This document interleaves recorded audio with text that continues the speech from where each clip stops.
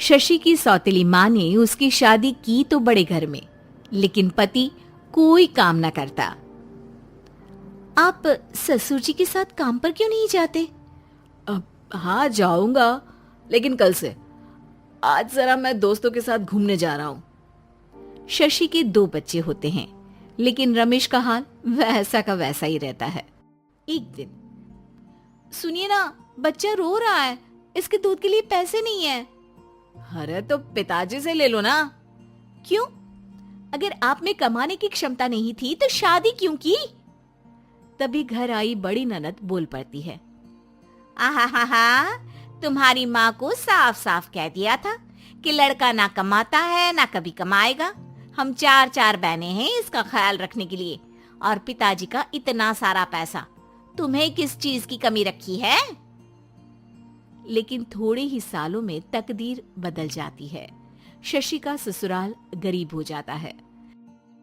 सब बिकने के बाद शशि अपने पति, बच्चे और सास के साथ किराए के मकान में आ जाती है।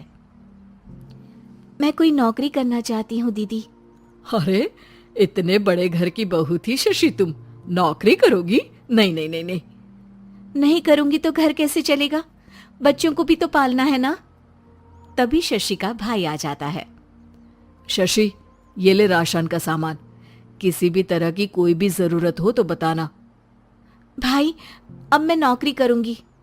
देख बहन, वैसे तो मैं तेरे साथ हूं, लेकिन हाँ, मैं ये भी चाहता हूं कि तू अपने पैरों पर खड़ी हो जा। शशि को एक प्ले स्कूल में छोटे बच्चों को संभालने की नौकरी मिल जाती है। एक दिन, शशि, मेरे स्कूल को अब तुम संभाल लो, मैं कुछ दिनों के लिए अपने बेटे के पास जा रही हूँ। लेकिन प्ले स्कूल अकेले मैंने कभी नहीं संभाला है। अब ये सब मैं नहीं जानती, इतने महीनों में तूने जो देखा बस पूरे आत्मविश्वास के साथ उसे करना। शशि नीलम के जाने के बाद पूरे 1 महीने उसका स्कूल अकेले संभालती है, और फिर एक दिन आता है जब वो अपना खुद का स्कूल भी खोल लेती है। वाह शशि, तुमने आज मेरा सर गर्व से ऊंचा कर दिया। तुम्हारा यही आत्मविश्वास तुम्हें बहुत आगे ले जाएगा। नीलम, बहुत आगे जाने की चाह नहीं है, बस ये छोटा सा स्कूल मेरे बच्चों की अच्छी शिक्षा में मेरी मदद करे, यही मैं चाहती हूँ। शशि थोड़े थोड़े पैसों से ही अपना परिवार पाल रही थी। एक दिन उसके घर उसकी बड़ी ननद आती है। अरे भाभी, घर में कूलर तो लगा लेती, मेरी माँ को कैसे पंखे में लिटा रखा है। अरे तो शशि कौन सा एसी लगा कर सो रही है, वो भी तो यहीं रहती है ना मेरे पास।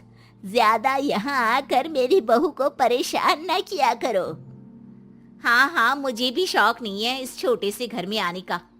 मैं तो बस ये बोलने आई थी कि मेरे बेटे की शादी है तो ननिहाल का जो नेग होता है वो ले आना।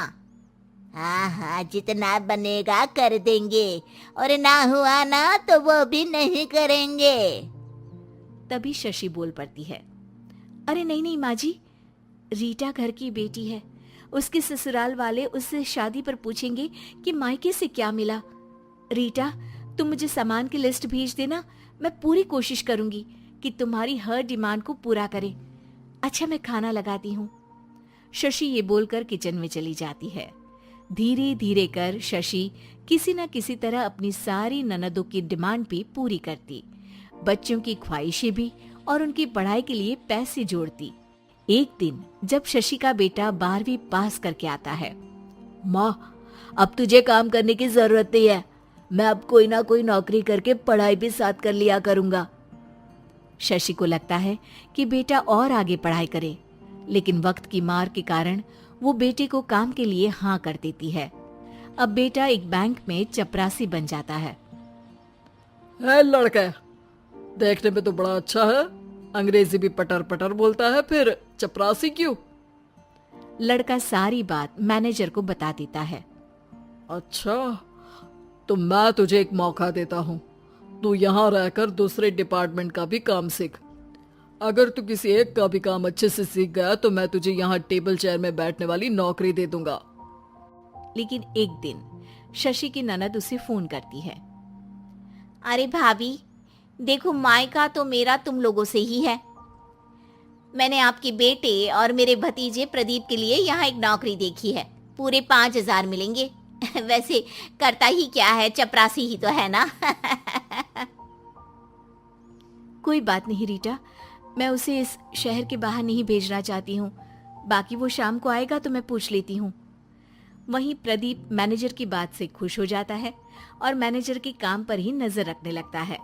वो उनकी तरह के पेपर पढ़ता, काम करता और आने वाले लोगों की बातें सुनता। एक दिन बैंक में ऑडिट वाले आते हैं। ये गलत है, पूरी बैलेंस शीट नहीं मिल रही है, कहीं ना कहीं गड़बड़ है। ए मैनेजर, क्या करते हो? बैंक के पैसों का हिसाब सही नहीं है।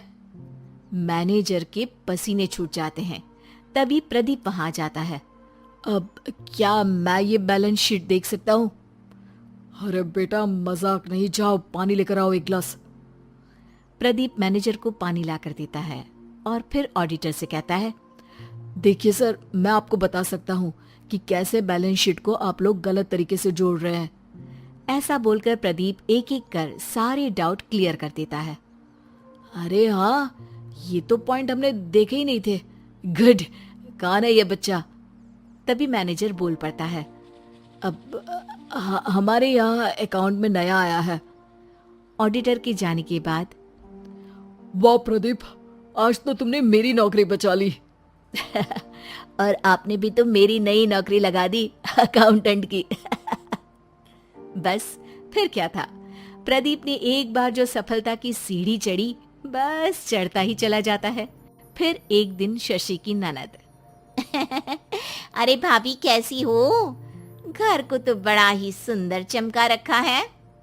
अरे बेटी, कैसे आना हुआ? तू तो इस छोटे से घर में आना भी नहीं चाहती थी। कोई खास काम है क्या? अब हाँ, वो माँ, मेरा जो मजला बेटा है ना, वो अकाउंट से पढ़ाई कर रहा है, तो प्रदीप से बोलकर उसकी भी कहीं अच्छी नौकरी लगा दो ना। सास और शशि समझ जाते हैं कि कैसे पैसे आते ही लोगों के बात करने के तरीके से लेकर रिश्ते निभाने तक में बदलाव आ जाता है।